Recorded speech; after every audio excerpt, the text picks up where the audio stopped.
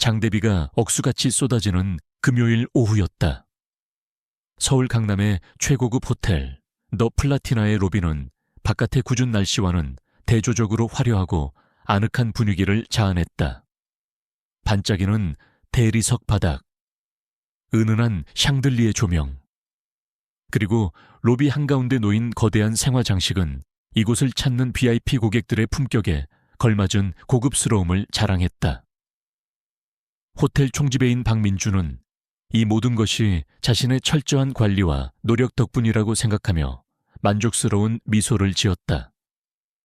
그는 올해 45으로 호텔 업계에서는 최연소 총지배인이라는 타이틀을 거머쥔 입지전적인 인물이었다. 그의 사전에는 오차나 흐트러짐이란 단어는 존재하지 않았다. 모든 것은 완벽해야 했고 고객들은 최상의 서비스를 받아야 했다. 바로 그때 호텔 정문 회전문을 통해 한 남루한 행색의 노인이 비틀거리며 로비 안으로 들어섰다. 노인은 머리부터 발끝까지 흠뻑 젖어 있었고 해지고 더러워진 옷가지에서는 퀴퀴한 냄새가 풍겨 나오는 듯했다. 그는 마치 길 잃은 강아지처럼 불안한 눈빛으로 사방을 두리번거리다가 로비 한쪽에 놓인 푹신한 벨벳 소파를 발견하고는 힘없이 그곳으로 다가가 주저앉으려 했다. 그 모습을 발견한 박민준의 미간이 순간적으로 찌푸려졌다. 저런 불결한 행사에게 노인이 어떻게 감히 우리 호텔 로비에 발을 들여놓을 수 있단 말인가. 당장이라도 보안팀을 불러 저 노인을 쫓아내야 했다. 혹시라도 VIP 고객들의 눈에 띄기라도 한다면 호텔의 이미지가 얼마나 실추될 것인가. 저기요. 어르신 박민주는 평소 고객들에게 대하던 부드러운 미소는 온데간데 없이 싸늘하고 권위적인 목소리로 노인을 불렀다. 그의 목소리에는 노골적인 경멸과 짜증이 묻어 있었다. 노인은 박민준의 목소리에 화들짝 놀란 듯 어깨를 움츠리며 그를 바라보았다. 그의 얼굴에는 깊은 주름과 함께 세상 풍패에 시달린 듯한 고단함이 가득했다. 그는 무언가 말을 하려 했지만 입술만 달싹일 뿐 제대로 된 소리를 내지 못했다. 아마도 너무 오랫동안 굶주리고 추위에 떨었던 탓이리라. 여기가 어디라고 함부로 들어오시는 겁니까? 당장 여기서 나가주십시오. 박민주는 단호하게 말했다. 그의 눈빛은 마치 더러운 벌레라도 보는 듯 차가웠다. 저는 그저 비를 좀 피하고 싶어서, 그리고 혹시 남는 빵 조각이라도. 노인이 마침내 힘겹게 입을 열었다. 그의 목소리는 갈라지고 떨렸지만 그 안에는 아주 작은 희망 혹은 절박함 같은 것이 담겨 있었다. 하지만 박민준에게는 그런 노인의 사정 따위는 안중에도 없었다. 그에게 중요한 것은 오직 호텔의 질서와 품격뿐이었다. 여기는 자선시설이 아닙니다. 어르신, 다른 곳에 가서 알아보시죠. 다시 한번 말씀드리지만 당장 여기서 나가주십시오. 그렇지 않으면 경비원들을 부를 수밖에 없습니다. 그의 말투는 한치의 동정심도 없는, 그야말로 냉혹함 그 자체였다. 노인은 더 이상 아무 말도 하지 못하고 고개를 숙였다. 그의 어깨는 힘없이 축 처져 있었고 그의 눈에서는 뜨거운 눈물 한 방울이 주름진 뺨을 타고 흘러내리는 듯했다. 그는 힘겹게 몸을 일으켜 다시 한번 비바람이 몰아치는 호텔 밖으로 발걸음을 옮기려 했다. 바로 그때 로비에서 이 모든 상황을 지켜보고 있던 한 젊은 여직원이 안타까운 표정으로 박민준에게 다가와 조용히 말했다. 지배인님, 그래도 날씨가 너무 험악한데 저 어르신께 따뜻한 차 한 잔이라도 대접해 드리는 것이. 하지만 박민주는 여직원의 말을 차갑게 끊었다. 김비서, 지금 여기가 어디라고 그런 무책임한 소리를 하는 겁니까? 우리 호텔은 대한민국 최고의 서비스를 제공하는 곳입니다. 저런 분 하나하나 다 신경 쓰다가는 호텔 이미지만 나빠질 뿐입니다. 다시는 이런 일로 나를 귀찮게 하지 마세요. 그리고 즉시 보안팀에 연락해서 앞으로 저런 사람들이 호텔 근처에 얼씬도 못하도록 조치하십시오. 그는 여직원에게 엄중히 경고하고는 마치 아무 일도 없었다는 듯 다시 자신의 집무실로 향했다. 그의 발걸음은 당당했고 표정은 냉정했다. 그는 자신이 해야 할 일을 했을 뿐이라고. 호텔의 품격을 지키기 위한 어쩔 수 없는 선택이었다고 스스로를 합리화했다. 로비 한쪽 구석, 김철수라고 불리는 그 늙은 행색의 노인은 쏟아지는 비를 온몸으로 맞으며 호텔 정문 옆 작은 처마 밑에 웅크리고 앉았다. 그의 낡고해진 외투 주머니 속에는 아주 오래된 빛바랜 손수건 한 장이 소중하게 간직되어 있었다. 그 손수건에는 금실로 KCS라는 이니셜이 희미하게 수놓아져 있었다. 노인은 차가운 비를 맞으며 알 수 없는 깊은 슬픔과 회한이 담긴 눈으로 화려한 호텔 로비 안을 하염없이 바라보고 있었다. 그의 텅 빈 위장보다 더 그를 괴롭히는 것은 인간적인 온기조차 사라져버린 이 차가운 세상에 대한 깊은 절망감이었는지도 몰랐다.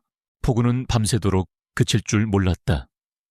호텔 더 플라티나의 화려한 불빛만이 칠흑 같은 어둠 속에서 유일하게 빛나고 있었지만 그 온기는 호텔 정문 옆 작은 처마 밑에 웅크리고 앉은 늙은 김철수에게까지는 미치지 못했다. 그는 쏟아지는 비를 온몸으로 맞으며 낡고해진 외투자락을 더욱더 여몄다. 뼛속까지 스며드는 한기와 지독한 허기가 그를 괴롭혔지만 그는 신음소리 한 번 내지 않고 묵묵히 견뎌내고 있었다. 그의 손에는 아주 오래된 빛바랜 손수건 한 장이 꼭 쥐어져 있었다. 고급스러운 실크 재질이었지만 이미 세월의 흔적을 이기지 못하고 여기저기 해지고 얼룩져 있었다. 하지만 손수건 한쪽 구석에는 금실로 수놓인 KCS라는 이니셜만큼은 아직도 희미하게나마 그 형태를 유지하고 있었다. 김철수는 가끔씩 그 손수건을 꺼내어 자신의 입김으로 따뜻하게 녹이곤 했다. 그것은 그에게 남은 유일한 과거의 흔적이자 잃어버린 모든 것들에 대한 마지막 기억이었다. 손수건에서는 아주 희미하지만 고급스러운 향수 냄새가 배어나오는 듯했고 그는 그 냄새를 맡을 때마다 아주 오래전 행복했던 어느 시절의 꿈을 꾸는 듯한 착각에 빠지곤 했다. 호텔 로비 안 프런트 데스크에서 근무하던 젊은 여직원 김소희는 차마 김철수에게서 시선을 뗄 수가 없었다. 그녀는 아까 박민준 총지배인이 그 노인을 매정하게 내쫓는 모습을 전부 지켜보았고 그때부터 마음 한구석이 계속 불편했다. 아무리 호텔의 품격과 질서가 중요하다지만 저렇게 비바람이 몰아치는 날 몸도 제대로 가누지 못하는 노인을 저렇게까지 내쫓아야 했을까? 그녀는 자신의 무력함에 대한 죄책감과 박지배인의 냉혹함에 대한 실망감으로 괴로워했다. 소희는 몰래 따뜻한 수프 한 그릇과 마른 수건 몇 장을 챙겨들고 박지배인의 눈을 피해 호텔 뒷문으로 빠져나왔다. 그리고 비를 맞으며 떨고 있는 김철수에게 다가갔다. 어르신, 괜찮으세요? 이거라도 좀 드시고 몸 좀 녹이세요. 소희는 작은 목소리로 말하며 김철수에게 수프와 수건을 건넸다. 김철수는 갑작스러운 그녀의 등장에 깜짝 놀란 듯 했지만 이내 그녀의 선한 눈빛을 보고는 희미하게 미소를 지어 보였다. 그는 아무 말 없이 소희가 건넨 수프를 받아들고 떨리는 손으로 한 숟가락씩 천천히 떠먹기 시작했다. 따뜻한 수프가 그의 얼어붙은 몸을 조금씩 녹여주는 듯했다. 정말 감사합니다. 아가씨, 김철수가 마침내 입을 열었다. 그의 목소리는 갈라지고 쉬어 있었지만 그 안에는 진심 어린 고마움이 담겨 있었다. 이런 친절을 베풀어 주시다니. 정말 소희는 그런 김철수의 모습에 더욱 마음이 아팠다. 그녀는 그가 단순히 배고프고 추위에 떠는 노숙인이 아니라는 것을 직감적으로 느낄 수 있었다. 그의 남루한 행색 속에서도 어딘지 모르게 기품이 느껴지는 말투와 행동, 그리고 깊고 슬픈 눈빛은 그가 과거에 평범하지 않은 삶을 살았을 것이라는 짐작을 하게 만들었다. 특히 그녀의 시선을 사로잡은 것은 그가 손에 꼭 쥐고 있는 낡은 손수건이었다. 비록 해지고 더러워졌지만 한눈에 보기에도 고급스러운 재질이었고 그 위에 새겨진 이니셜은 어딘가 익숙한 느낌을 주었다. KCS. 그녀는 그 이니셜을 어디선가 본 적이 있는 것 같았지만 지금 당장은 기억이 나지 않았다. 어르신, 혹시 제가 더 도와드릴 일은 없을까요? 날이 개면 저희 호텔에서 잠시 쉬어가실 수 있도록 제가 지배인님께 다시 한번 말씀드려 볼게요. 소희가 진심으로 말했다. 하지만 김철수는 고개를 저었다. 아닙니다. 아가씨, 이 정도로도 충분히 감사합니다. 날이 개면 저는 제 갈 길이 있습니다. 그저 아가씨의 따뜻한 마음만으로도 저는 큰 위로를 받았습니다. 그는 다시 한번 소희에게 고개 숙여 감사를 표하고는 말없이 수프 그릇을 비웠다. 그때 호텔 로비 안에서 박민준 총지배인이 나오는 것이 보였다. 그는 VIP 고객을 배웅하기 위해 나온 듯 정중한 미소를 띠고 있었다. 소희는 깜짝 놀라 황급히 몸을 숨겼고 김철수 역시 다시 처마 및 그늘 속으로 몸을 움츠렸다. 박민준은 김철수를 발견하지 못한 채 VIP 고객과 함께 리무진에 올랐다. 그의 얼굴에는 한치의 흐트러짐도 없는 완벽한 비즈니스맨의 미소만이 걸려 있었다. 그는 이미 아침에 있었던 불미스러운 일 따위는 까맣게 잊어버린 듯 했다. 아니, 어쩌면 그에게는 그런 일들이 너무나도 사소하고 하찮은 것이어서 기억할 가치조차 없었는지도 몰랐다. 소희는 박민준의 차가 시야에서 사라진 후에야 안도의 한숨을 내쉬었다. 그녀는 다시 김철수에게 다가가려 했지만 그는 이미 자리에서 일어나 비틀거리며 어디론가 향하고 있었다. 그의 뒷모습은 너무나도 작고 초라해 보였지만 동시에 그 어떤 위협에도 굴하지 않겠다는 듯한 강인한 의지가 느껴지기도 했다. 소희는 그가 사라진 방향을 한참 동안 말없이 바라보았다. 그리고 문득 아까 그가 손에 쥐고 있던 낡은 손수건과 그 위에 새겨진 이니셜 카, 차파시 SS가 다시 한번 머릿속을 스쳐 지나갔다. 그녀는 어디선가 그 이니셜과 비슷한 것을 본 기억을 되살리려 애썼다. 호텔의 오랜 VIP 고객 명단이었을까? 아니면 과거 호텔의 중요한 행사와 관련된 자료였을까? 그녀의 머릿속에 아주 희미하지만 결정적인 기억의 파편 하나가 떠올랐다. 그것은 바로 호텔 로비 한쪽 벽면에 걸려있는 호텔의 창립자이자 초대 회장이었던 고 김건영 회장의 초상화였다. 그 초상화 밑에는 그의 양력이 간략하게 적혀 있었는데 그곳에서 그녀는 분명 김컨영 KKY이라는 영문 이니셜과 함께 그의 아들이자 한때 호텔의 유력한 후계자로 거론되었으나 갑자기 모든 것을 버리고 종적을 감추었다는 전설적인 인물.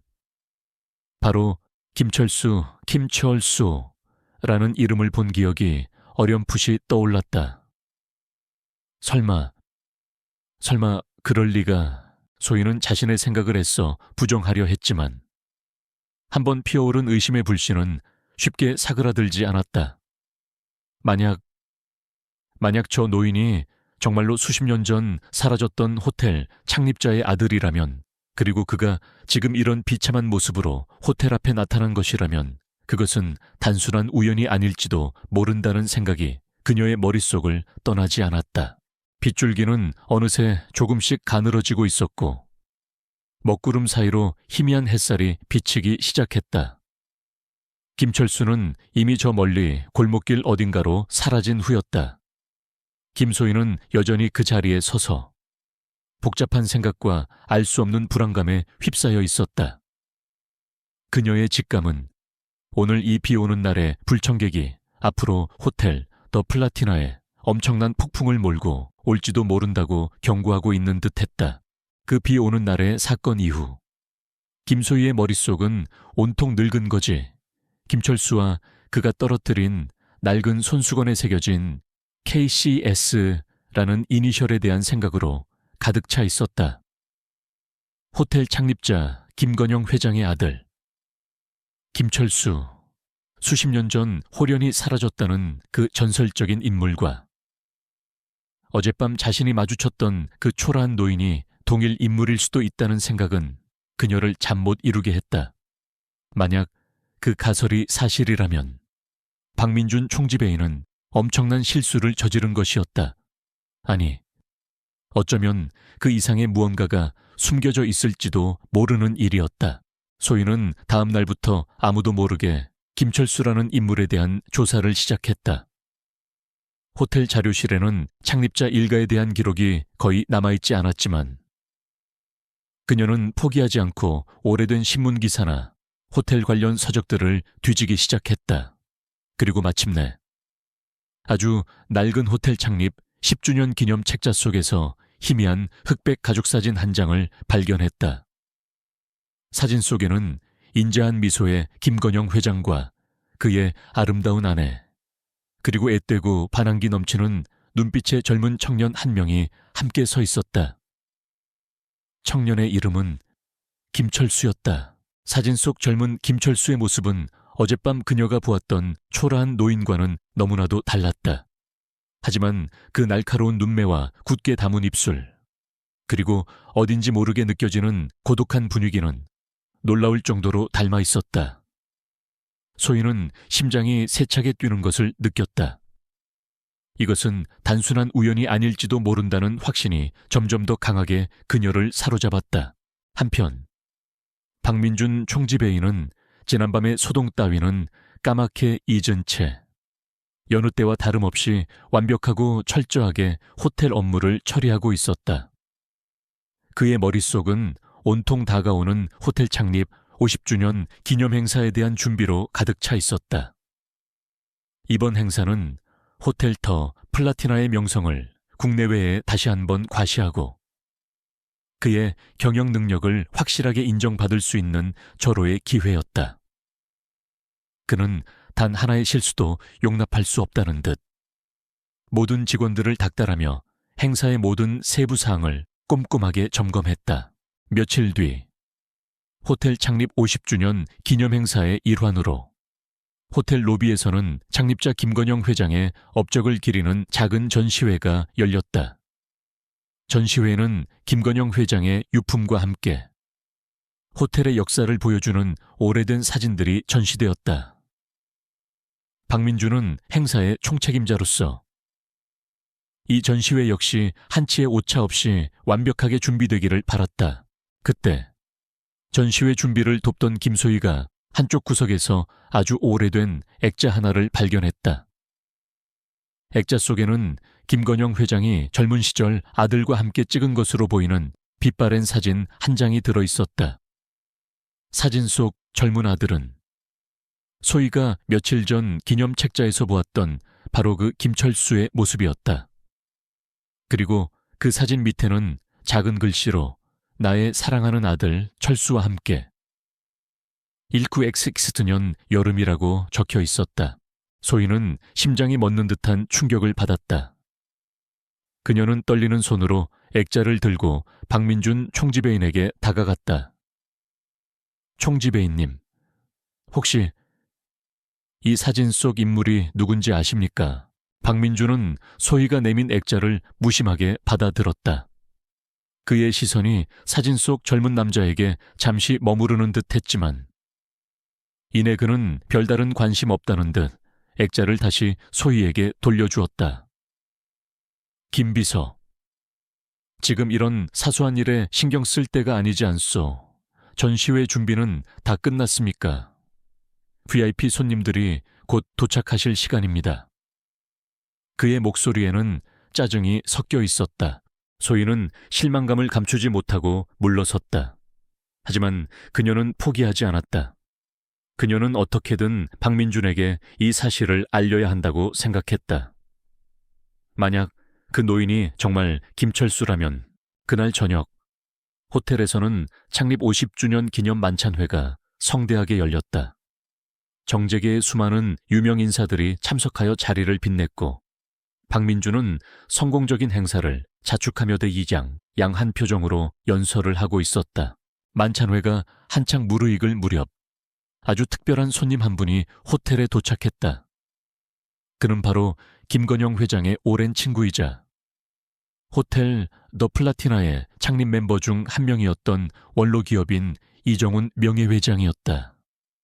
고령의 나이에도 불구하고 정정한 모습의 이 명예회장은 박민준의 안내를 받으며 호텔 로비에 마련된 창립자 기념 전시회를 둘러보고 있었다. 그의 시선이 한 사진 앞에서 멈췄다. 그것은 바로 김소희가 발견했던 김건영 회장과 그의 아들 김철수가 함께 찍은 사진이었다. 이 명예회장은 한참 동안 말없이 사진을 바라보더니 깊은 한숨과 함께 혼잣말처럼 중얼거렸다. 철수, 그 불쌍한 녀석, 살아있다면 지금쯤 어떤 모습일까?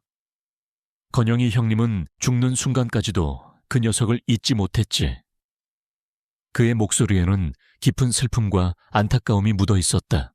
박민준은 그 말을 바로 옆에서 똑똑히 들었다. 그의 심장이 순간 차갑게 내려앉는 듯했다. 철수, 김철수. 며칠 전 자신이 매정하게 내쫓았던 그 늙은 거지 노인의 얼굴과 사진 속 젊은 김철수의 모습, 그리고 이 명예회장의 알 수 없는 탄식이 그의 머릿속에서 뒤엉키기 시작했다. 설마 그럴 리가.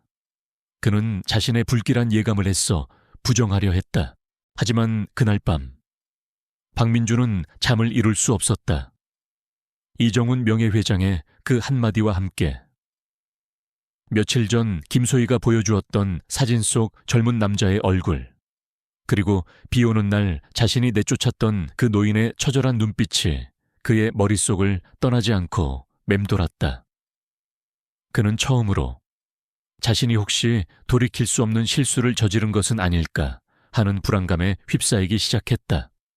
그의 완벽했던 세계에 아주 작은 균열이 생기기 시작한 것이었다.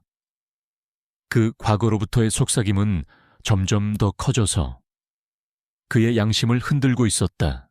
호텔 창립 50주년 기념 만찬회가 끝난 후 며칠 동안 박민준 총지배인은 알 수 없는 불안감에 시달렸다. 이정훈 명예회장의 그 한마디, 철수, 그 불쌍한 녀석이라는 탄식과 함께 비 오는 날 자신이 매정하게 내쫓았던 그 늙은 거지 노인의 처절한 눈빛이 그의 머릿속에서 떠나지 않고 맴돌았다. 그는 애써 그 기억을 지우려 했지만 그럴수록 더욱더 선명하게 떠오르며 그의 신경을 긁었다. 설마, 아니야, 그럴 리가 없어. 단순한 우연일 뿐이야. 박민준은 스스로에게 몇 번이고 되뇌었다. 자신이 내쫓았던 그 노인이 수십 년 전 사라졌다는 호텔 창립자의 아들 김철수일 가능성은 희박하다고. 아니, 없다고 믿고 싶었다.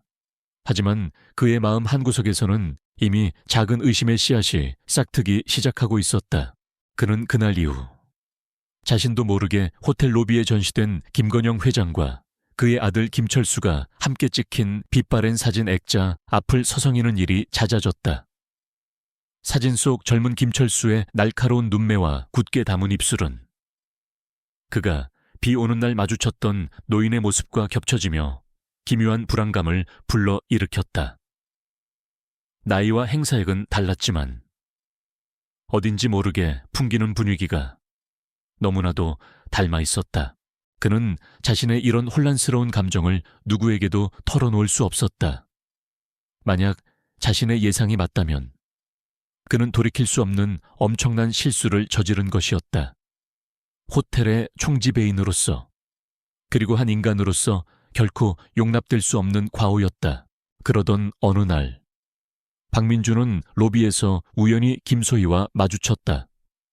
그녀는 여전히 그 비 오는 날의 사건에 대해 마음에 담아두고 있는 듯 그를 볼 때마다 어딘가 불편한 표정을 지었다. 박민주는 평소라면 그녀의 그런 태도를 그냥 지나쳤겠지만 오늘은 왠지 그녀에게 말을 걸고 싶었다. 김비서, 지난번 그 노인 말입니다. 혹시 그 후에 어떻게 됐는지 아십니까? 그는 최대한 아무렇지도 않은 척 사무적인 말투로 물었다. 소희는 박민준의 갑작스러운 질문에 살짝 놀란 듯 했지만 이내 침착하게 대답했다. 아, 그 어르신 말씀이십니까? 그날 이후로는 다시 뵙지 못했습니다. 아마 다른 곳으로 가신 것 같습니다. 그녀는 잠시 망설이다가 아주 작은 목소리로 덧붙였다. 하지만 그 어르신, 어딘가 좀 평범한 분 같지는 않았습니다. 특히 그분이 가지고 계시던 손수건이 아주 고급스러워 보였는데 거기에 KCS라는 이니셜이 새겨져 있었어요. KCS. 박민준의 심장이 다시 한번 차갑게 내려앉았다. 김철수, 김채열수. 그 이니셜은 너무나도 명백하게 그를 가리키고 있었다. 그는 애써 태연한 표정을 유지하려 했지만 그의 손이 미세하게 떨리는 것을 소희는 놓치지 않았다. 그렇습니까? 별일 아니니 너무 신경 쓰지 마십시오. 박민주는 황급히 말을 돌리고 자신의 집무실로 향했다. 그의 머릿속은 더욱더 복잡해져 갔다. 단순한 우연이라고 하기에는 너무나도 많은 조각들이 하나의 그림을 향해 맞춰지고 있었다. 그는 자신의 집무실에서 그날 로비의 CCTV 녹화 영상을 다시 돌려보았다. 비 오는 날, 자신이 그 노인을 내쫓던 바로 그 장면이었다. 화면 속 자신의 모습은 너무나도 냉정하고 오만해 보였다. 그리고 그 앞에 초라하게 서 있던 노인, 그의 얼굴은 비에 젖고 고통으로 일그러져 있었지만 그 깊은 눈빛 속에는 슬픔과 함께 어떤 기품 같은 것이 느껴졌다. 그리고 자세히 보니 그의 손에 들려있던 것은 분명 낡았지만 고급스러워 보이는 손수건이었다. 박민주는 영상을 몇 번이고 반복해서 돌려보았다. 보면 볼수록 그 노인이 단순한 거지가 아니라는 확신이 들었다. 그는 대체 누구일까? 그리고 왜 하필 자신 앞에 그런 모습으로 나타났던 것일까? 그는 자신도 모르게 호텔의 오래된 기록들을 뒤지기 시작했다. 김건영 회장과 관련된 자료들, 그리고 그의 아들 김철수에 대한 기록들을 찾아보았다. 하지만 대부분의 자료들은 이미 소실되거나 접근이 불가능한 상태였다. 마치 누군가가 의도적으로 모든 흔적을 지워버린 것처럼. 그러던 중 그는 아주 오래된 호텔 직원 명부 속에서 뜻밖의 단서를 발견했다. 그것은 바로 수십 년 전 호텔에서 일했던 한 늙은 정원사의 퇴직 기록이었는데 그의 퇴직 사유가 김철수 도련님 실종에 대한 책임 통감이라고 적혀 있었던 것이다. 그리고 그 정원사의 이름은 박 씨였다. 혹시 자신의 먼 친척일까? 박민주는 그 늙은 정원사의 행방을 수소문하기 시작했다. 쉽지 않은 일이었지만 그는 포기하지 않았다. 어쩌면 그가 김철수의 행방, 혹은 그날의 진실에 대해 무언가 알고 있을지도 모른다는 생각이 들었기 때문이었다. 며칠 뒤, 그는 마침내 그 늙은 정원사가 요양병원에 입원해 있다는 사실을 알아냈다. 그는 한달음에 병원으로 달려갔다. 병실 침대에 누워있는 노인은 이미 죽음을 앞둔 듯 쇠약해 보였지만 박민준을 보자 희미하게 눈을 떴다. 혹시 박 씨 어르신 되십니까? 저는 호텔 더 플라티나의 총지배인 박민준이라고 합니다. 민준이 조심스럽게 자신을 소개했다. 노인은 한참 동안 말없이 민준을 바라보더니 아주 작은 목소리로 힘겹게 입을 열었다. 김철수 도련님. 그분을 찾으러 오셨소. 그의 눈에서 뜨거운 눈물이 흘러내렸다. 박민준은 그 순간 자신의 모든 예상이 맞았다는 것을 깨달았다. 그리고 동시에 자신이 얼마나 엄청난 실수를 저질렀는지도 그의 눈앞이 캄캄해지는 것을 느꼈다. 그가 내쫓았던 그 늙은 거지가 정말로 흩어진 조각들이 하나로 맞춰지며 끔찍한 진실의 윤곽이 서서히 드러나기 시작하고 있었다. 그리고 그 진실의 무게는 박민준의 어깨를 감당할 수 없을 만큼 무겁게 짓누르고 있었다. 요양병원, 희미한 소독약 냄새와 간헐적인 기침 소리만이 가득한 병실 안. 박민준은 침대에 누워 힘겹게 숨을 몰아쉬는 늙은 정원사. 배씨 할아버지의 주름진 손을 잡고 있었다. 배씨 할아버지는 박민준이 호텔 더 플라티나의 창립자 김건영 회장의 아들 김철수의 행방을 묻자 마치 오래전부터 그 질문을 기다려왔다는 듯 희미하게 눈을 떴다. 그리고 아주 느리고 힘겹게 수십 년 동안 가슴속 깊이 묻어두었던 비밀스러운 이야기를 꺼내놓기 시작했다. 철수 도련님. 예, 제가 모셨던 우리 호텔의 진짜 주인이셨죠. 배씨 할아버지의 목소리는 갈라지고 거의 들리지 않을 만큼 작았지만 그 안에 담긴 슬픔과 회한의 무게는 박민준의 심장을 짓눌렀다. 배씨 할아버지의 이야기에 따르면 김철수는 호텔 창립자인 김건영 회장의 외아들이자 유일한 후계자였다.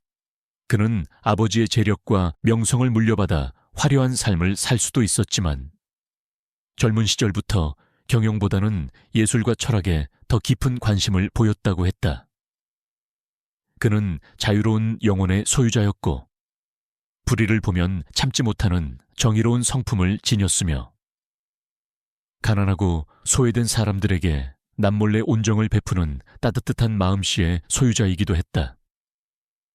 김건영 회장은 그런 아들이 못마땅했지만 한편으로는 그의 곱고 깨끗한 성품을 내심 자랑스러워했다고 한다.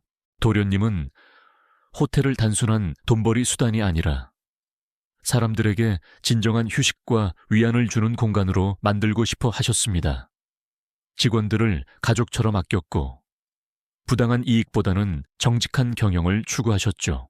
하지만 그런 김철수의 이상주의적인 생각은 호텔의 실질적인 경영권을 장악하고 있던 몇몇 탐욕스러운 이사들과 김건영 회장의 오랜 사업 파트너였던 최만식 부회장에게는 눈의 가시 같은 존재였다. 최만식은 겉으로는 김건영 회장에게 충성을 다하는 듯 보였지만 속으로는 호텔을 통째로 집어삼키려는 검은 야욕을 품고 있던 인물이었다. 그는 자신의 야망에 방해가 되는 김철수를 제거하기 위해 치밀한 음모를 꾸미기 시작했다. 그 일이 터진 것은 김건영 회장님께서 갑작스러운 심장마비로 돌아가시고 얼마 지나지 않아서였습니다. 배씨 할아버지의 눈가에 이슬이 맺혔다. 최 부회장과 그 일당들은 도련님께서 회장님의 막대한 유산을 해외로 빼돌리려 했다는 거짓 누명을 씌웠습니다.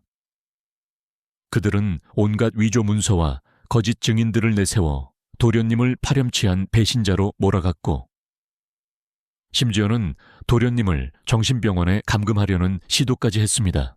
김철수는 결백을 주장하며 필사적으로 저항했지만 최만식 일당의 교활하고 조직적인 음모 앞에서 그는 속수무책이었다. 그의 편에 서줄 사람은 아무도 없었고 세상은 그를 향해 손가락질하며 비난을 퍼부었다. 결국 그는 모든 것을 빼앗기고 빈털터리가 되어 거리로 내몰리는 신세가 되었다. 저는 그때 도련님의 운전기사였습니다. 배씨 할아버지는 흐느끼며 말했다. 도련님께서 마지막으로 저를 찾아와 이 손수건을 건네주시며 언젠가 진실이 밝혀질 날이 올 것이라고. 그때까지 부디 몸 건강히 지내시라고 말씀하셨습니다. 그리고는 홀연히 사라지셨죠. 그 후로 수십 년 동안 저는 단 한순간도 도련님을 잊은 적이 없습니다. 죄책감과 그리움 속에서 평생을 도련님의 행방을 찾아 헤맸지만 결국 이렇게 아무것도 해드리지 못하고 그는 더 이상 말을 잇지 못하고 격렬하게 기침을 하기 시작했다. 박민주는 배씨 할아버지의 이야기를 들으며 온몸에 피가 거꾸로 솟는 듯한 분노와 함께 형언할 수 없는 슬픔을 느꼈다. 그가 비 오는 날 매정하게 내쫓았던 그 초라한 노인이 바로 이런 기구한 사연을 간직한 채 수십 년을 살아왔단 말인가. 그리고 자신은 그런 그에게 또다시 씻을 수 없는 상처를 주고 말았던 것이다. 할아버지, 혹시 그 손수건 이니셜이 KCS가 맞습니까? 박민준이 떨리는 목소리로 물었다. 배씨 할아버지는 힘겹게 고개를 끄덕였다. 네, 김철수 도련님의 이니셜입니다. 그리고 그 손수건은 돌아가신 사모님, 그러니까 도련님의 어머님께서 직접 술을 놓아 선물하신 세상에 단 하나뿐인 것이었죠. 박민주는 더 이상 아무 말도 할 수 없었다. 모든 것이 명확해졌다.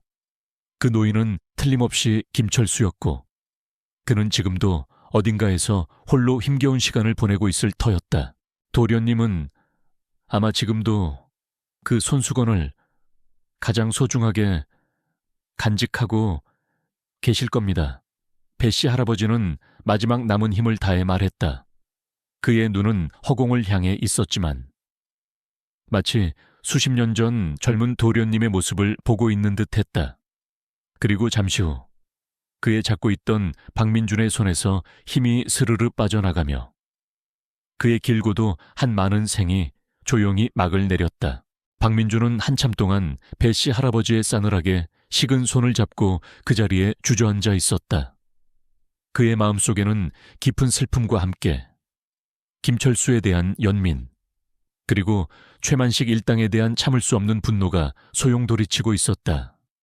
그는 이제 어떻게 해야 할까? 이 모든 진실을 알게 된 이상 그는 더 이상 과거의 박민준으로 살아갈 수 없었다. 그는 배씨 할아버지의 장례를 조용히 치러드리고 병원을 나섰다. 그의 발걸음은 무거웠지만 그의 마음속에는 하나의 분명한 목표가 자리 잡고 있었다. 그것은 바로 김철수를 찾는 것, 그리고 그에게 진심으로 사죄하고 그가 빼앗긴 모든 것을 되찾아주는 것이었다. 설령 그 과정에서 자신이 모든 것을 잃게 된다 할지라도 그는 기꺼이 그 길을 걸어갈 준비가 되어 있었다.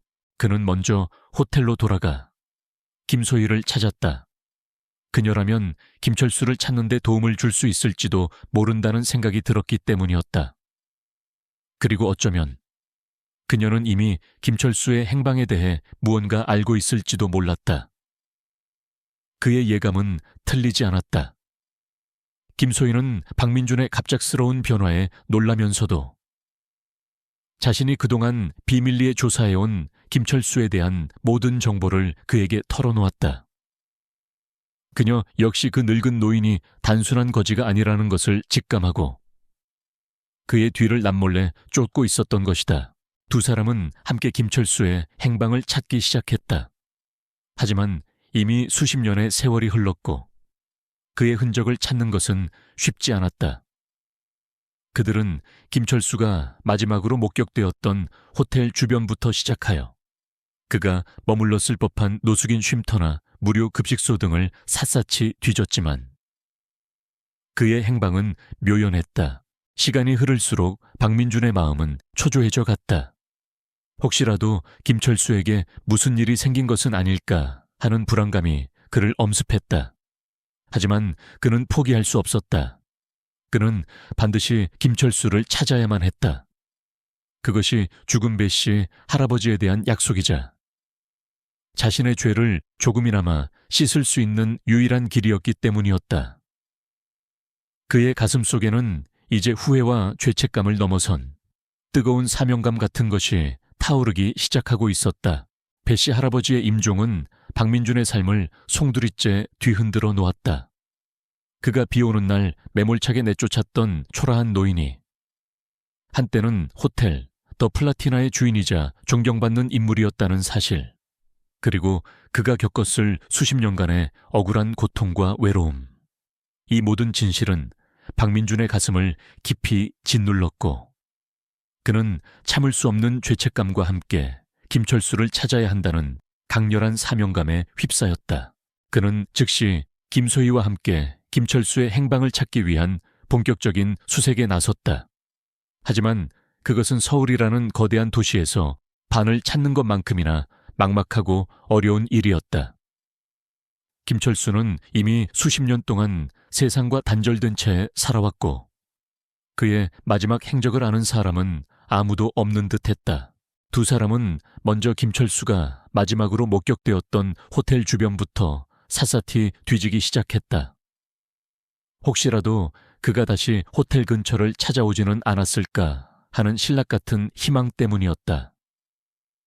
그들은 호텔 주변에 노숙인 쉼터, 무료 급식소, 그리고 후미진 골목길까지 며칠 밤낮을 가리지 않고 찾아다녔지만 그의 모습은 어디에서도 발견할 수 없었다.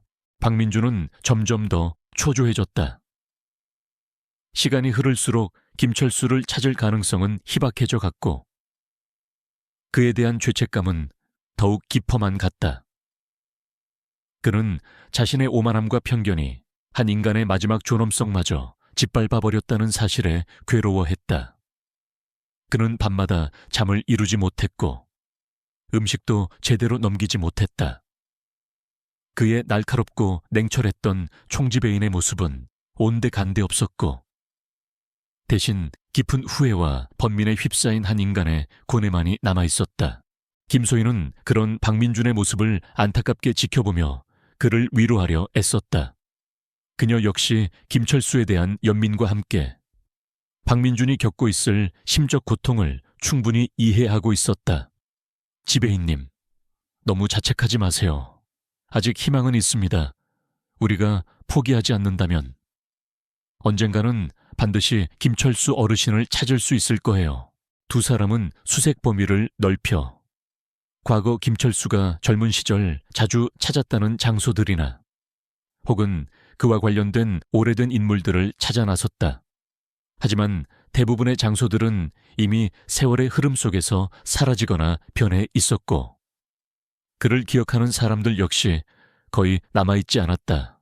그러던 중 그들은 아주 우연히 결정적인 단서 하나를 발견하게 되었다. 그것은 바로 김철수가 젊은 시절 후원했던 작은 보육원의 기록이었다. 보육원은 이미 오래전에 문을 닫았지만 다행히 그곳에서 일했던 한 수녀님과 연락이 닿을 수 있었다. 수녀님은 김철수에 대한 기억을 아주 생생하게 간직하고 있었다.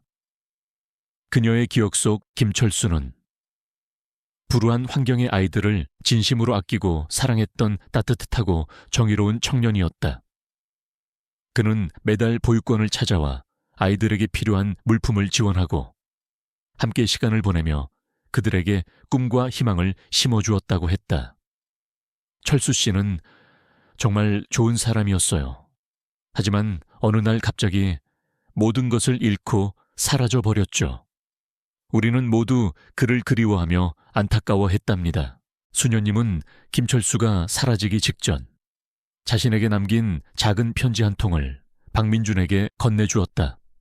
편지에는 자신이 억울한 누명을 쓰고 모든 것을 빼앗기게 되었지만 언젠가는 반드시 진실이 밝혀질 것이라는 그의 굳은 믿음과 함께 만약 자신이 돌아오지 못하더라도 보육원 아이들을 잘 부탁한다는 간절한 당부가 담겨 있었다. 그리고 편지 마지막에는 자신이 혹시라도 아주 힘든 상황에 처하게 되면 찾아갈지도 모르는 아주 외딴 시골 마을에 작은 사찰 이름이 적혀 있었다. 박민준과 김소희는 그 사찰 이름을 단서 삼아 즉시 그곳으로 향했다. 며칠간의 끈질긴 탐문 끝에 그들은 마침내 그 사찰에서 몇 년 전까지 머물렀던 한 노승으로부터 김철수에 대한 이야기를 들을 수 있었다. 노승의 말에 따르면 김철수는 몇 년 전 그 사찰에서 잠시 머물며 수행 생활을 했지만 어느 날 홀연히 속세로 다시 떠났다고 했다. 그가 남긴 유일한 행선지는 세상에 가장 낮은 곳으로 가겠다는 알 수 없는 말뿐이었다고. 세상의 가장 낮은 곳. 박민주는 그 말의 의미를 곱씹으며 깊은 생각에 잠겼다. 어쩌면 김철수는 모든 것을 내려놓고 세상에 가장 소외된 이웃들 속으로 스스로 걸어 들어간 것인지도 몰랐다. 한편 박민준의 이런 수상한 행적은 호텔의 실질적인 권력자이자 김철수를 파멸로 몰아넣은 장본인인 최만식 부회장의 귀에까지 들어가게 되었다. 최만식은 박민준이 자신의 과거를 캐고 다닌다는 사실에 심한 불쾌감과 함께 위기감을 느꼈다. 그는 박민준을 자신의 사무실로 불러 부드럽지만 위협적인 어조로 경고했다. 박 총지배인, 요즘 자네가 이상한 소문을 듣고 다니는 모양인데 괜히 긁어 부스럼 만들지 않는 게 좋을 걸세. 과거는 과거일 뿐이야. 자네는 현재 자네에게 주어진 일에나 충실하게 임하는 것이 현명한 처사일 테니. 최만식의 눈빛은 차가웠고 그의 말 속에는 보이지 않는 살기가 느껴졌다. 박민주는 최만식의 경고 앞에서 잠시 망설였지만 이내 단호한 눈빛으로 그를 마주 보았다. 부회장님, 저는 제가 옳다고 믿는 일을 하고 있을 뿐입니다. 그리고 그 일은 결코 부회장님께서 말씀하시는 쓸데없는 일이 아닙니다. 그의 목소리에는 더 이상 과거의 오만함이나 비굴함은 없었다. 대신 그 자리에는 정의를 향한 굳건한 의지가 서려 있었다. 최만식은 박민준의 예상치 못한 반항적인 태도에 잠시 놀란 듯 했지만 이내 비웃음을 흘리며 말했다. 좋아, 박 총지배인, 자네가 그렇게까지 나온다면 나도 더 이상 말리지 않겠네. 하지만 명심하게, 자네의 그 어리석은 정의감이 어떤 결과를 초래하게 될지 그때 가서 후회해도 소용없을 테니. 그의 마지막 말은 명백한 협박이었다. 박민주는 최만식의 사무실을 나오면서 이 싸움이 결코 쉽지 않을 것이라는 것을 다시 한번 깨달았다. 최만식은 자신이 생각했던 것보다 훨씬 더 강력하고 위험한 인물이었고 그는 자신의 과거를 지키기 위해서라면 무슨 짓이든 할 수 있는 자였다. 하지만 박민주는 두렵지 않았다. 그의 마음속에는 이제 김철수를 찾아야 한다는 사명감과 함께 최만식의 추악한 죄를 세상에 밝혀야 한다는 정의감이 불타오르고 있었기 때문이었다. 그는 김소희와 함께 더욱더 치밀하고 은밀하게 김철수의 행방을 추적하는 동시에 최만식의 비리를 입증할 증거들을 수집하기 시작했다. 그들의 노력은 헛되지 않았다. 며칠 뒤 그들은 한 노숙인 자활센터에서 아주 중요한 정보를 얻게 되었다. 그것은 바로 김철수가 얼마 전까지 그곳에서 지내다가 최근 건강이 급격히 악화되어 시립병원으로 옮겨졌다는 것이었다. 그리고 그가 입원한 병원은 바로 호텔 더 플라티나와 제휴관계에 있는 K종합병원이었다. 박민준과 김소희는 그 길로 즉시 K종합병원으로 향했다. 그들의 가슴은 희망과 불안감으로 세차게 뛰고 있었다. 마침내 김철수를 만날 수 있을지도 모른다는 기대감과 함께 혹시라도 그에게 무슨 일이 생긴 것은 아닐까 하는 두려움이 교차했다. 그들의 길고도 험난했던 추적의 끝이 이제 눈앞에 다가오고 있었다. K종합병원, 박민준과 김소희는 숨막히는 긴장감 속에서 응급실과 입원실을 헤매고 다녔다. 다행히 김철수라는 이름의 환자는 한 명뿐이었고 그는 병원 가장 구석진 곳에 위치한 무연고자들을 위한 공동 병실에 입원해 있었다. 간호사에게 문의하자 그는 며칠 전 거리에서 쓰러진 채 발견되어 이곳으로 옮겨졌으며 심각한 영양실조와 폐렴 증세를 보이고 있다고 했다. 보호자는 물론 신원을 확인할 만한 그 어떤 소지품도 발견되지 않았다고 박민준의 심장이 차갑게 내려앉았다. 모든 정황이 그가 찾고 있는 김철수임을 가리키고 있었다. 그는 떨리는 발걸음으로 병실 안으로 들어섰다. 김소희 역시 긴장된 표정으로 그의 뒤를 따랐다. 병실 안은 여러 명의 환자들이 누워 있었지만 창가 쪽 가장 구석진 침대에 누워있는 한 노인의 모습이 유독 그의 시선을 사로잡았다. 비쩍 마른 몸, 움푹 팬 눈, 그리고 생기라고는 찾아볼 수 없는 잿빛 얼굴. 그는 미동도 없이 천장만을 응시하고 있었고 그의 가슴팍 위에는 아주 낡고 빛바랜 손수건 한 장이 위태롭게 놓여 있었다. 그 손수건에는 분명 KCS라는 이니셜이 희미하게 새겨져 있었다. 박민준은 그 자리에서 얼어붙고 말았다. 온몸의 피가 싸늘하게 식는 것을 느꼈다. 며칠 전 자신이 비 오는 날 매몰차게 내쫓았던 바로 그 노인이었다. 그리고 그는 호텔 더 플라티나의 창립자 김건영 회장의 외아들이자 한때는 호텔의 유일한 후계자였던 김철수였다. 모든 것이 명확해졌다.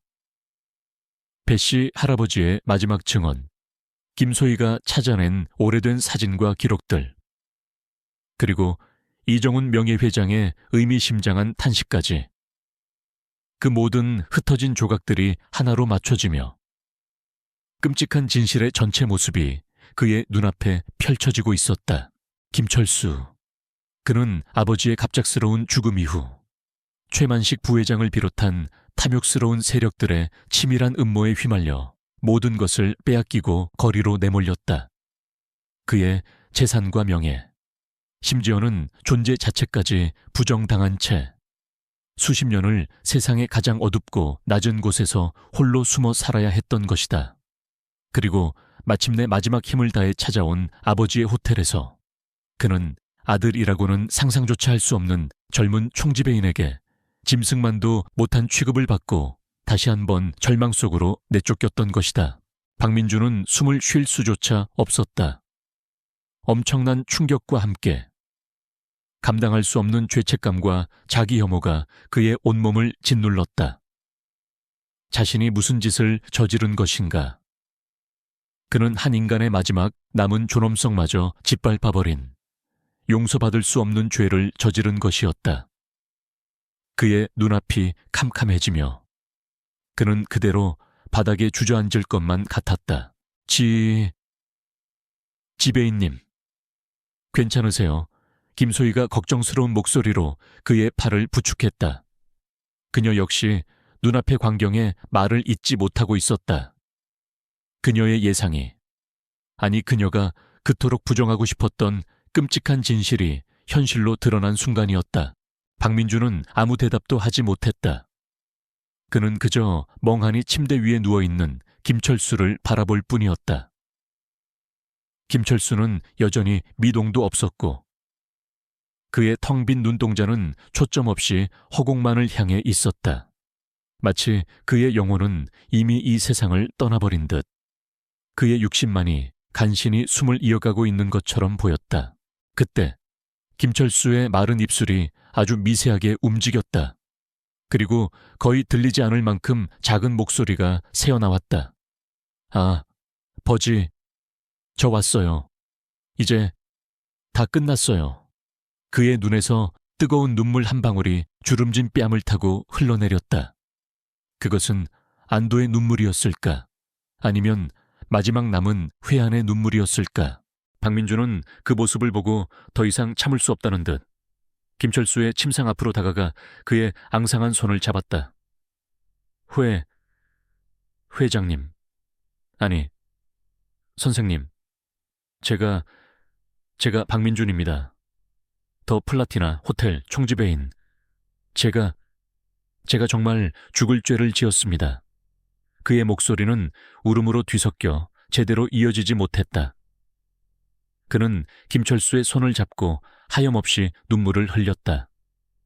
후회와 죄책감, 그리고 형언할 수 없는 슬픔이 그의 가슴을 미어지게 했다.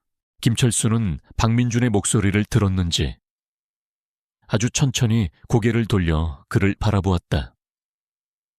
그의 눈빛은 여전히 흐릿했지만 그 안에는 아주 미미하지만 어떤 감정의 동요 같은 것이 스쳐 지나가는 듯했다. 그는 박민준을 알아보는 것일까? 아니면 그저 마지막 순간에 나타난 낯선 방문객 정도로 여기는 것일까? 죄송합니다. 정말 죄송합니다. 제가 모든 것을 돌려놓겠습니다. 선생님의 명예도, 그리고 빼앗긴 모든 것들도 제가 반드시 되찾아 드리겠습니다. 박민준은 마치 어린아이처럼 울며 김철수에게 매달렸다. 그의 완벽했던 자존심과 냉철했던 이성은 이미 산산조각 난 지 오래였다. 지금 그의 모습은 그저 자신의 죄를 뉘우치고 용서를 구하는 한없이 나약하고 초라한 인간일 뿐이었다. 김철수는 아무런 대답도 하지 않았다. 그는 그저 가만히 박민준을 바라보고 있을 뿐이었다. 그의 눈빛은 점점 더 흐릿해져 갔고 그의 숨소리 또한 점점 더 가늘어지고 있었다. 마치 꺼져가는 촛불처럼 그의 마지막 생명의 불꽃이 위태롭게 흔들리고 있었다. 박민준은 절망적인 심정으로 김철수의 손을 더욱 굳게 잡았다. 그는 이대로 김철수를 떠나보낼 수 없었다. 아직 사죄의 말도 제대로 전하지 못했고 아무것도 되돌려놓지 못했는데 안 됩니다. 선생님, 제발 눈을 뜨세요. 하지만 그의 간절한 외침에도 불구하고 김철수의 눈은 서서히 감기고 있었다.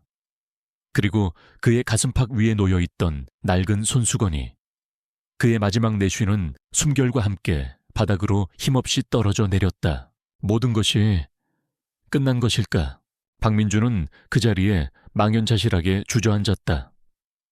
그의 눈에서는 뜨거운 눈물이 멈추지 않고 흘러내렸다.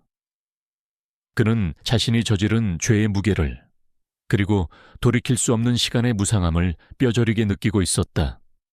호텔 더 플라티나의 화려한 성공 신화 뒤에 숨겨진 추악한 진실, 그리고 한 인간의 존엄성이 얼마나 무참히 짓밟힐 수 있는지를 그는 이제야 깨달았던 것이다. 그의 가슴 속에는 찢어지는 듯한 고통과 함께 영원히 씻을 수 없을 것 같은 깊은 후회가 파도처럼 밀려오고 있었다. 김철수의 마지막 숨결과 함께 그의 손에서 힘없이 바닥으로 떨어져 내린 낡은 손수건. 그것은 박민준에게 마치 사형 선고와도 같았다. 그는 더 이상 아무런 말도, 아무런 행동도 하지 못한 채 그 자리에 망연자실하게 주저앉았다. 시간은 멈춘 듯했고 병실안은 무거운 침묵과 함께 김철수의 싸늘하게 식어가는 온기만이 감돌았다. 김소희가 황급히 의사와 간호사를 불렀지만 이미 모든 것은 끝난 후였다. 의사는 김철수의 사망을 공식적으로 확인했고 그의 시신 위로 하얀 시트가 덮였다. 박민준은 그 모든 과정을 멍하니 지켜보고 있었다. 마치 그의 영혼마저 김철수와 함께 떠나가 버린 듯 그의 눈동자는 초점을 잃은 채 텅 비어 있었다. 지배인님. 김소희가 걱정스러운 목소리로 그의 어깨를 가볍게 흔들었지만 그는 아무런 반응도 보이지 않았다. 그의 머릿속은 온통 후회와 죄책감, 그리고 형언할 수 없는 슬픔으로 가득 차 있었다. 그는 자신이 김철수에게 저질렀던 그 잔인한 행동들을 떠올렸다. 비 오는 날, 호텔 로비에서 그를 처음 마주쳤을 때의 그 오만했던 자신의 모습, 그의 남루한 행색만을 보고 그를 더러운 벌레 취급하며 내쫓았던 자신의 냉혹한 목소리, 그리고 마지막 순간까지도 그의 진실을 알아보지 못하고 그에게 따뜻한 말 한마디 건네지 못했던 자신의 어리석음. 그 모든 것들이 마치 날카로운 칼날이 되어 그의 심장을 후벼 파는 듯했다. 내가 무슨 짓을 한 거지? 내가 대체 무슨 짓을... 그는 속으로 몇 번이고 되뇌었지만 이미 엎질러진 물이었다. 그가 어떤 말로도 어떤 행동으로도 자신의 죄를 씻을 수 없다는 것을 깨달았다. 그는 한 인간의 존엄성을 무참히 짓밟았고 어쩌면 그의 마지막 남은 희망마저 빼앗아 버렸는지도 몰랐다. 그때 그의 억눌렸던 감정이 한꺼번에 폭발했다. 으흐흑. 흐아앙. 박민주는 마치 어린아이처럼 큰 소리로 울음을 터뜨리기 시작했다. 그의 울음소리는 병실복도를 가득 메웠고 지나가던 사람들이 놀란 눈으로 그를 쳐다보았지만 그는 아랑곳하지 않았다. 그의 가슴 속에 응어리져 있던 모든 후회와 슬픔, 그리고 자기 혐오가 뜨거운 눈물과 함께 쏟아져 나왔다. 그는 김철수의 차가운 시신 앞에 무릎을 꿇고 그의 손을 잡고 오열했다. 회장님, 아니, 선생님, 제가 정말 잘못했습니다. 제가 죽일 놈입니다. 저를 용서하지 마십시오. 그의 뒤늦은 눈물은 멈출 줄 몰랐다. 호텔 더 플라티나의 냉철하고 완벽했던 총지배인 박민주는 온데간데 없었다. 그 자리에는 오직 자신의 죄를 깨닫고 절규하는 한없이 초라하고 나약한 한 인간만이 있을 뿐이었다. 김소희는 그런 박민준의 모습을 안타까운 눈빛으로 바라보며 조용히 그의 곁을 지켰다. 그녀는 박민준의 슬픔과 고통을 충분히 이해할 수 있었지만 지금은 그 어떤 위로의 말도 그에게는 들리지 않을 것이라는 것을 알았다. 그가 이 엄청난 진실의 무게를 감당하고 다시 일어서기까지는 아주 오랜 시간이 필요할 터였다. 한참 동안 울음을 터뜨리던 박민주는 마침내 조금씩 진정되기 시작했다. 그의 눈물은 그쳤지만 그의 얼굴에는 깊은 절망과 허탈함만이 남아있었다. 그는 자리에서 일어나 김철수의 얼굴을 덮고 있던 하얀 시트를 조심스럽게 걷어냈다. 그리고는 아주 오랫동안 말없이 김철수의 얼굴을 바라보았다. 그의 얼굴에는 더 이상 과거의 고통이나 슬픔은 찾아볼 수 없었다. 대신 그 자리에는 아주 희미하지만 모든 것을 내려놓은 듯한 평온한 미소가 감돌고 있었다.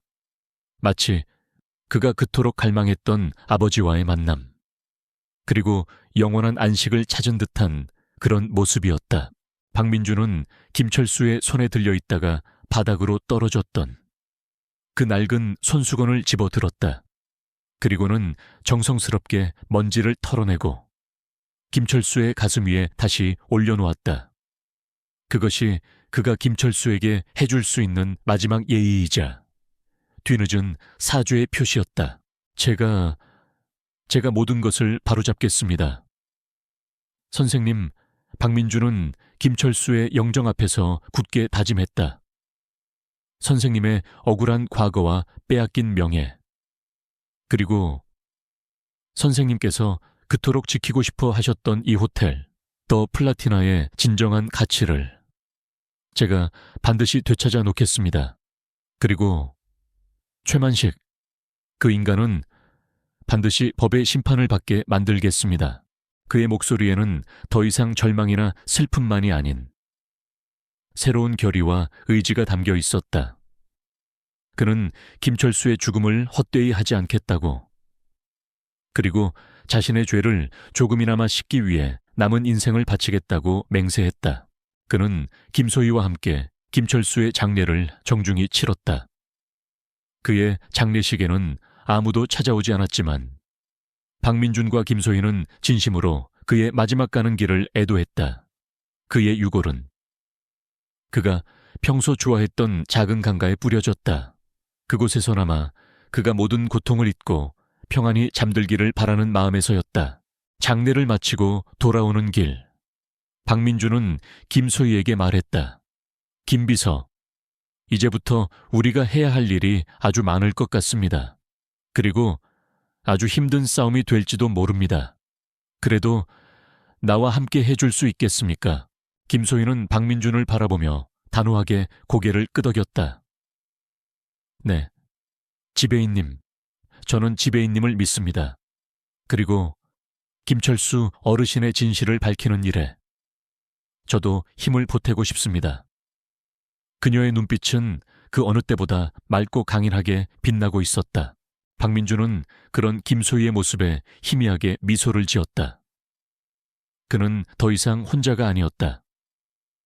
그의 곁에는 진실을 함께 추구하고 정의를 함께 바로 세울 든든한 동료가 있었다. 그의 가슴 속에는 뒤늦은 눈물과 함께 새로운 희망의 불씨가 아주 작게 타오르기 시작하고 있었다. 그 불씨가 거대한 불꽃이 되어 호텔 더 플라티나를 뒤덮고 있는 거짓과 위선의 어둠을 모두 태워버릴 수 있을지는 아직 알 수 없었지만 그는 결코 포기하지 않을 것이었다. 김철수의 소박한 장례를 치른 후 박민준과 김소희는 호텔 더 플라티나로 돌아왔다. 하지만 그들의 마음은 더 이상 예전과 같지 않았다. 박민준에게 호텔은 더 이상 자신의 성공과 야망을 상징하는 화려한 공간이 아니었다. 그것은 김철수의 억울한 삶과 최만식 부회장의 추악한 탐욕이 뒤엉킨 거대한 기만의 성체처럼 느껴졌다. 그는 이 모든 것을 바로잡아야만 했다. 그것이 김철수에 대한 최소한의 속죄이자 자기 자신에 대한 마지막 구원이 될 것이라고 믿었다. 박민준과 김소희는 비밀리에 최만식 부회장의 비리를 파헤치기 위한 증거 수집에 착수했다. 그것은 계란으로 바위치기처럼 무모하고 위험한 일이었다. 최만식은 수십 년 동안 호텔의 실질적인 지배자로서 막강한 권력을 휘둘러 왔고 그의 주변에는 온갖 아첨꾼들과 이익을 공유하는 세력들이 거미줄처럼 얽혀 있었다. 그들의 눈을 피해 결정적인 증거를 찾는 것은 거의 불가능에 가까워 보였다. 하지만 박민준은 포기하지 않았다. 그는 과거 자신이 그토록 경멸했던 호텔의 어두운 구석, 즉 직원들의 휴게실, 낡은 창고, 그리고 잊혀진 기록 보관실 등을 샅샅이 뒤지기 시작했다.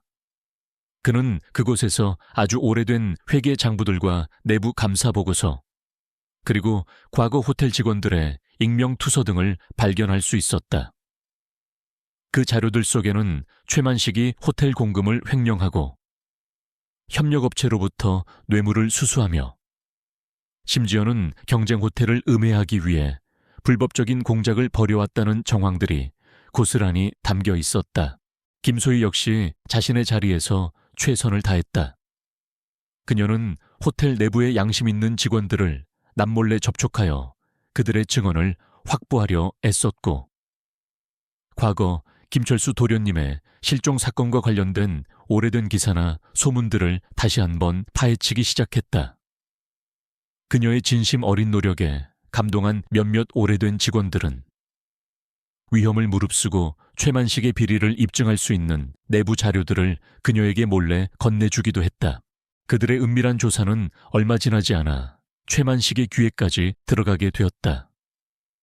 최만식은 박민준과 김소희를 자신의 사무실로 불러 다시 한번 차갑고 위협적인 경고를 날렸다.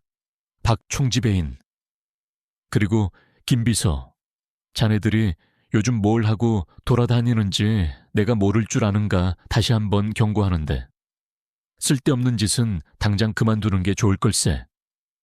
그렇지 않으면 자네들의 미래는 없을 줄 알아. 하지만 박민준은 더 이상 과거의 박민준이 아니었다. 그는 최만식의 협박 앞에서 조금도 물러서지 않고 오히려 당당하게 그의 눈을 마주보며 말했다. 부회장님, 저희는 진실을 밝히려는 것뿐입니다. 그리고 그 진실은 결코 부회장님께서 영원히 숨길 수 있는 것이 아닙니다. 최만식은 박민준의 대담한 태도에 격분했지만 한편으로는 불안감을 감추지 못했다. 그는 박민준과 김소희를 더욱 철저히 감시하는 한편 그들이 모은 증거들을 빼앗거나 없애기 위한 또 다른 음모를 꾸미기 시작했다. 위기는 생각보다 빨리 찾아왔다. 어느 날 밤, 박민준의 집무실에 괴한들이 침입하여 그가 모아둔 모든 증거 자료들을 훔쳐 달아나는 사건이 발생했다. 다행히 박민준은 미리 모든 자료들을 백업해 두었지만 최만식의 방역이 본격적으로 시작되었다는 것을 알리는 위험한 신호였다. 박민준과 김소희는 더 이상 지체할 시간이 없다고 판단했다. 그들은 자신들이 확보한 모든 증거들을 가지고 호텔 이사회와 주요 주주들, 그리고 언론의 최만식의 비리를 폭로하기로 결심했다. 그것은 호텔 더 플라티나의 명운을 건, 그리고 그들 자신의 모든 것을 건 마지막 승부수였다. 긴급 이사회가 소집되었고 그 자리에서 박민준은 떨리는 목소리지만 단호하게 최만식의 모든 범죄 행각을 폭로했다. 그가 제시한 증거들은 너무나도 명백했고 최만식은 더 이상 어떤 변명도 할 수 없었다. 이사들은 경악과 분노를 금치 못했고 그 자리에서 만장일치로 최만식의 해임을 결의했다. 동시에 검찰의 최만식에 대한 공식적인 수사를 의뢰하기로 결정했다. 최만식은 모든 것을 잃었다. 수십 년 동안 쌓아 올린 그의 권력과 부는 한순간에 물거품처럼 사라졌고 그는 결국 법의 엄중한 심판을 받게 되었다. 그가 그토록 지키려 했던 호텔 더 플라티나 역시 그의 몰락과 함께 엄청난 혼란과 위기에 직면했지만 박민준과 김소희 그리고 양심 있는 직원들의 노력 덕분에 조금씩 안정을 되찾아갔다. 박민준은 호텔 총지배인 자리에서 스스로 물러났다. 그는 더 이상 그 화려한 자리에 미련이 없었다.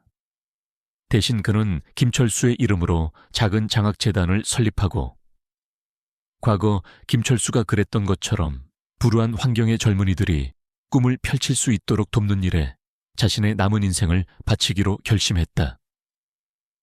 김소희 역시 그의 곁에서 재단 일을 도우며 그의 새로운 삶을 응원했다.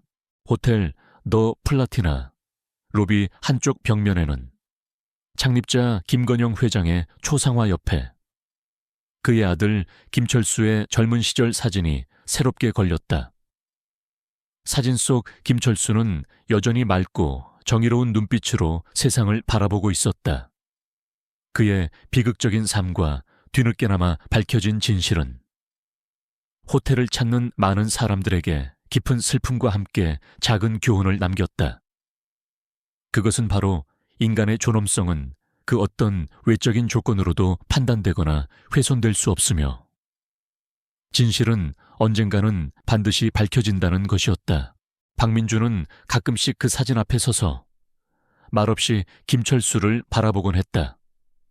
그의 마음속에는 여전히 깊은 죄책감과 후회가 남아 있었지만 이제 그는 더 이상 과거의 어둠 속에 갇혀 있지 않았다.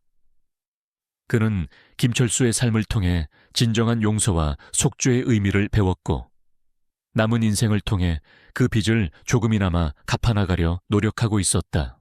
어느 맑은 새벽, 박민준은 김철수의 유골이 뿌려진 작은 강가를 찾았다. 강물은 여전히 평화롭게 흘러가고 있었고 강계는 이름 모를 작은 들꽃들이 아름답게 피어 있었다. 그는 강물을 바라보며 아주 작은 목소리로 속삭였다. 선생님, 이제야 아주 조금이나마 제 마음의 짐을 내려놓을 수 있을 것 같습니다. 부디 그곳에서는 평안하십시오. 그의 눈가에 희미한 이슬이 맺혔지만 그의 얼굴에는 잔잔한 미소가 떠올랐다. 길고 길었던 어둠의 터널을 지나 마침내 그의 인생에도 속죄의 새벽이 밝아오고 있었다. 그 새벽빛 속에서 그는 더 이상 혼자가 아니었다. 그의 곁에는 언제나 김철수의 영혼이, 그리고 그가 사랑하는 사람들이 함께하고 있을 터였다. 그의 새로운 삶은 그렇게 조용하지만 의미 있는 발걸음을 내딛고 있었다.